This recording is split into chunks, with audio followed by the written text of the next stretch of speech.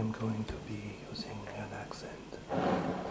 I have some milk, and I have, it's an apple turnover, it's not an apple strudel, but I think we can manage with this. You just have to trust me. And I am going to be talking about Paris during World War II.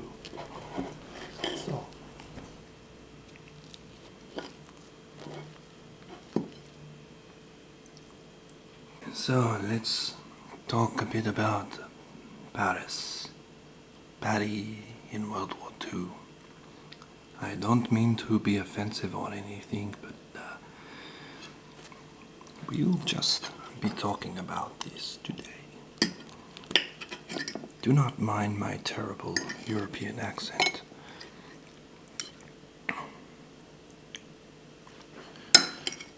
Just listen to the sounds.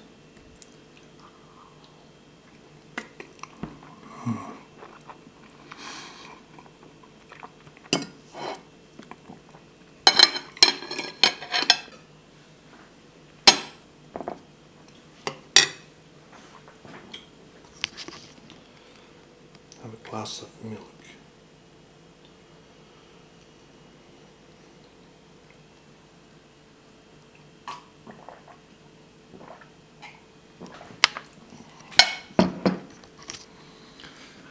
So, Paris started mobilizing for war in September 1939, when Nazi Germany invaded Poland, but the war seemed very far away until May 10, 1940, when the Germans attacked France and quickly defeated the French army. The French government departed Paris on June 10, and the Germans occupied the city on June 14. During the occupation, the French government moved to Vichy, and Paris was governed by German military by French officials approved by the Germans. For the Parisians, the occupation was a series of frustrations, shortages and humiliations. A curfew was in effect from 9 in the evening until 5 in the morning. At night, the city went dark. Rationing of food, tobacco, coal, and clothing was imposed from September 1940. Every year the supplies grew more scarce and the prices higher. 1 million Parisians left the city for the provinces, where there was more food and fewer Germans. The French press and radio contained only German propaganda. Jews in Paris were forced to wear the yellow Star of David badge and were barred from certain professions in public places. On 16th to 17th of July 1942, 13,152 Jews, including 4,115 children and 5,919 women, were rounded up by the French police on orders of the Germans and were sent to the Auschwitz concentration camp. The first demonstration against the occupation by Paris students took place on the 11th of November 1940. As the war continued, anti-German clandestine groups and networks were created by some loyal French Communist Party, others to General Charles de Gaulle in London. They wrote slogans on walls, organized an underground press, and sometimes attacked German officers. Reprisals by the Germans were swift and harsh. a bite to eat.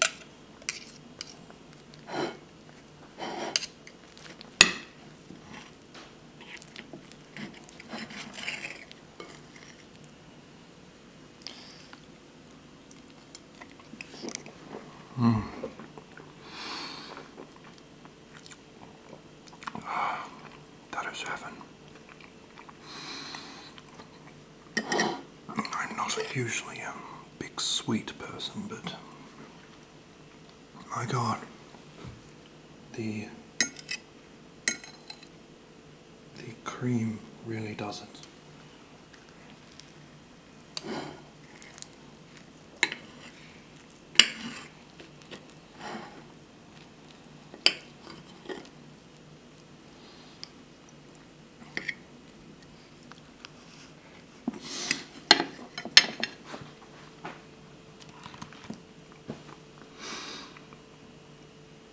Following the Allied invasion of Normandy on June 6, 1944, the French resistance in Paris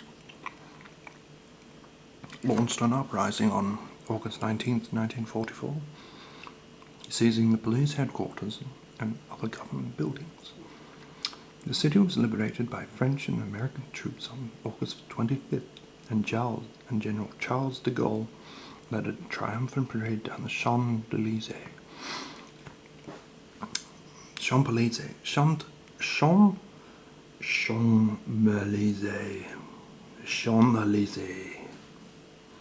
On August 26, and organized a new government. In the following months, 10,000 Parisians who had collaborated with the Germans were arrested and tried. 8,000 convicted and 116 executed. On April 29 and 13 May 1945, the first post-war municipal elections were held, in which French women voted for the first time. In the spring of 1939, war with Germany already seemed inevitable.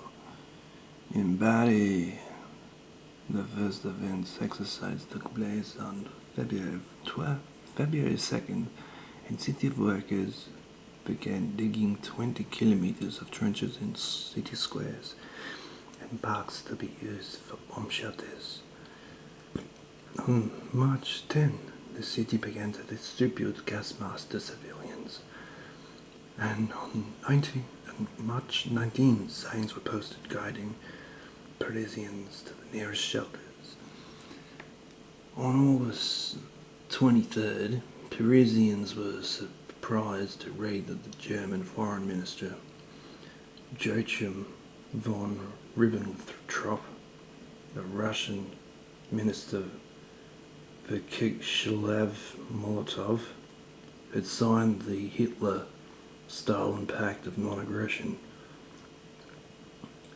El Humanité, the daily newspaper of the French Communist Party, welcomed the pact, writing, "At the moment when the Soviet Union makes a new and appreciable contribute to safeguard the peace, constantly threatened by the fascist instigators of war, the French Communist Party addresses its warmest greetings to the country of socialism, to its party and to its great leader, Stalin."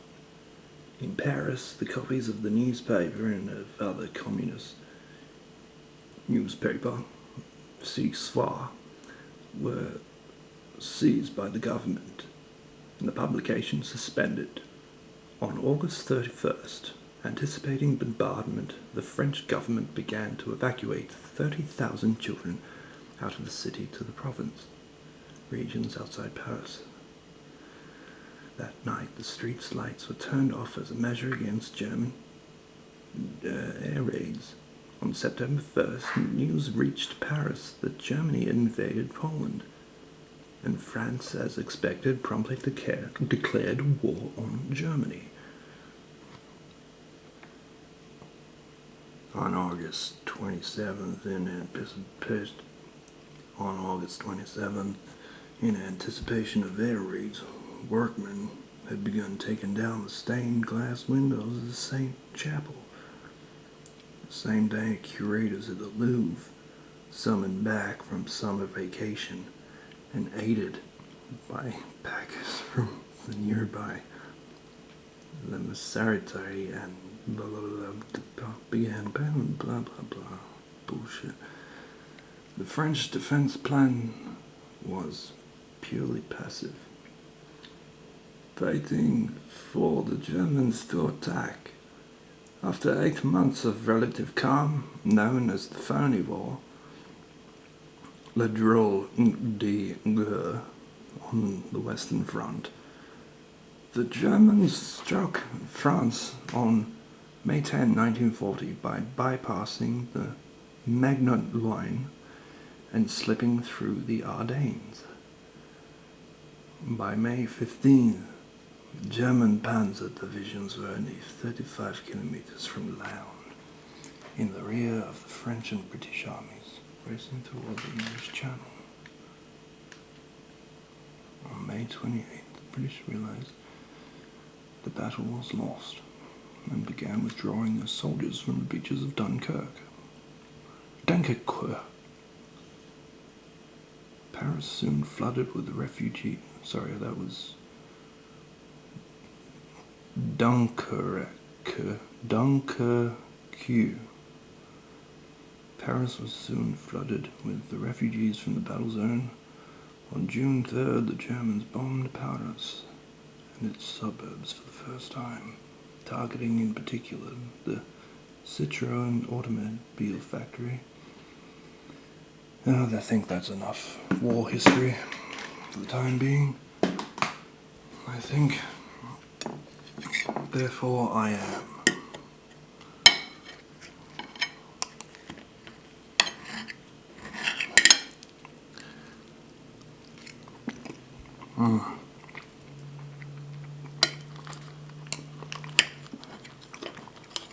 It is currently 41 degrees outside. That's 108, I think, Fahrenheit for you Americans, for the Yanks playing. It is bloody hot.